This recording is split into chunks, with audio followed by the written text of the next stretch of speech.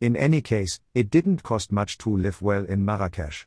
Lisa had some money that she'd saved in Brazil, and they were both working, Matt writing anonymously as a freelance journalist, and Lisa teaching English at a local school and occasionally selling one of her exquisite paintings to the rich American tourists who frequented hotels like this one, the Palais Kazim, where Matt had booked them into a modest double room while they house hunted.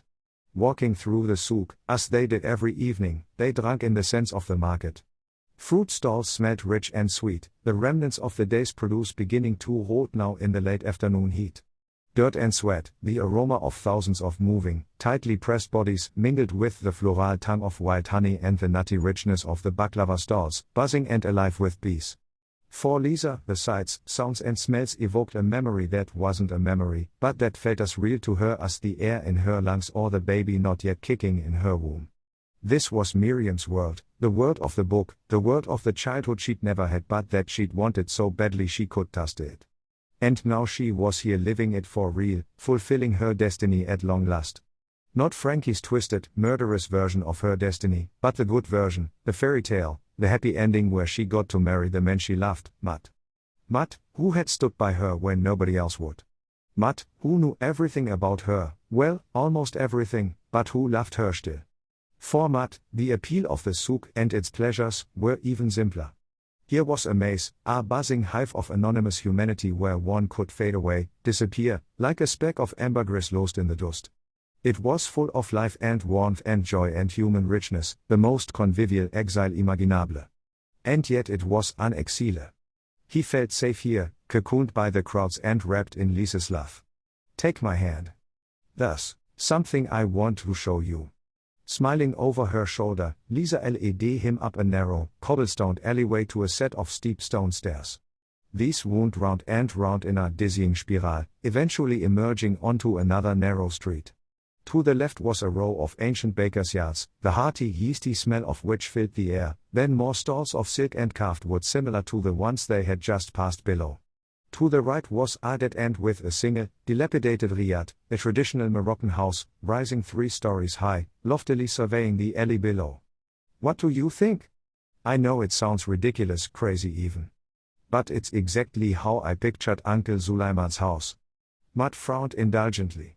Wasn't Uncle Suleiman rich? This place looks like it'd collapse if you sneezed on it. Lisa shrugged. It hasn't collapsed in 600 years. Appearances can be deceiving, you know. They both grinned. Is it even for sale? I don't know. But wouldn't it be fun to find out? Lisa enthused.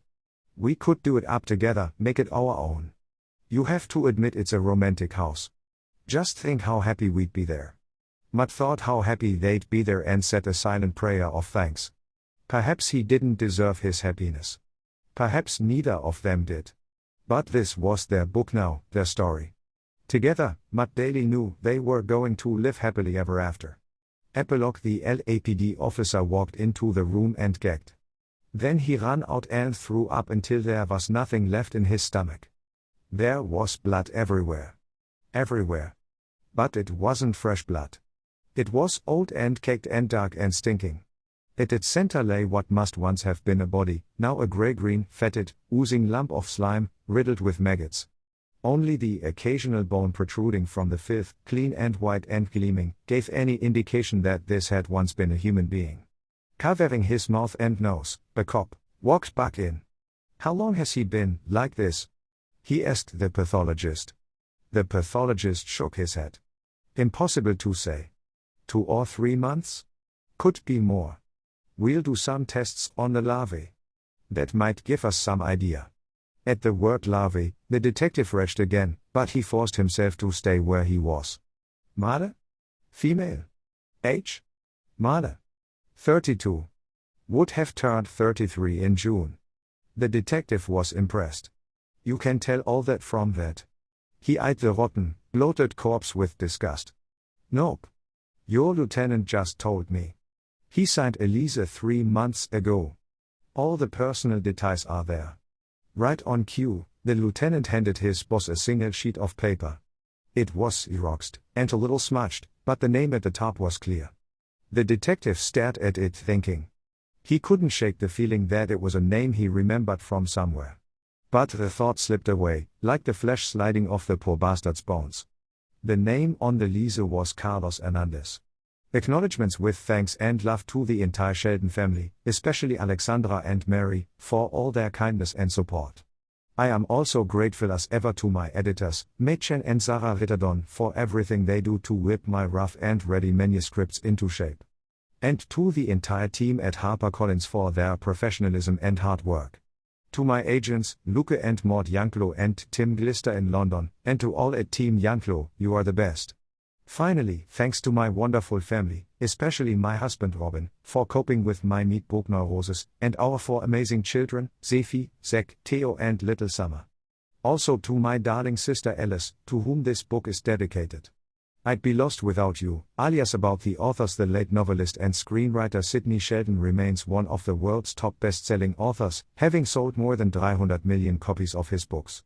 He is the only writer to have won an Oscar, a Tony, and an Edgar Award. Guinness World Records cites him as the most translated author in the world.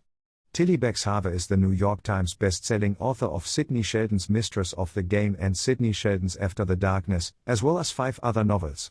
She lives in Los Angeles, California, and London with her husband and children. Visit www.authortracker.com for exclusive information on your favorite HarperCollins authors. Books by Sidney Sheldon. Angel of the Dark, After the Darkness, Mistress of the Game. Are you afraid of the dark? The sky is falling, tell me your dreams, the best laid plans, morning, noon and night, nothing lasts forever, the stars shine down, the doomsday conspiracy, memories of midnight, the sense of time, windmills of the gods, if tomorrow comes, master of the game, rage of angels, bloodline, a stranger in the mirror, the other side of midnight, the naked face, credits, cover photographed by Elena Simonova, Trefilian, copyright. This book is a work of fiction. The characters, incidents, and dialogue are drawn from the author's imagination and are not to be construed as real. Any resemblance to actual events or persons, living or dead, is entirely coincidental. Angel of the Dark. Copyright 2012 by Sheldon Family Limited Partnership, successor to the rights and interests of Sidney Sheldon. All rights reserved under international and Pan-American copyright conventions. By payment of the required fees, you have been granted the non-exclusive, non-transferable right to access and read the text of this ebook on screen. No part of this text may be reproduced, transmitted, downloaded, decompiled, reverse-engineered, or stored in or introduced into any information storage and retrieval system, in any form or by any means, whether electronic or mechanical, now known or hereinafter invented, without the express written permission of HarperCollins eBooks. First Edition ISBN 978-0062073419, Hardcover, ISBN 978-0062126894. International Edition, EPUB Edition April 2012 ISBN 978066263733433 12 13 14 15 16 Originalversion ARD 10 987654321 About the Publisher Australia HarperCollins Publishers, Australia P. Limited. Level 13, 201 Elizabeth Street, Sydney, NSW 2000, Australia. http www.harpercollins.com.au eBooks Canada HarperCollins Canada 2 Bla Street East, 20th Floor Toronto, on M4W 1A8, Canada http www.harpercollins.ca New Zealand HarperCollins Publishers, New Zealand, Limited PO Box 1 Auckland, New Zealand http www.harpercollins.co.nz United Kingdom HarperCollins Publishers Limited. 77 bis 85 Fulham Palace Road London, W68JB, UK http www.harpercollins.co.uk United States HarperCollins Publishers Incorporated 10 East 53rd Street New York, New York 10022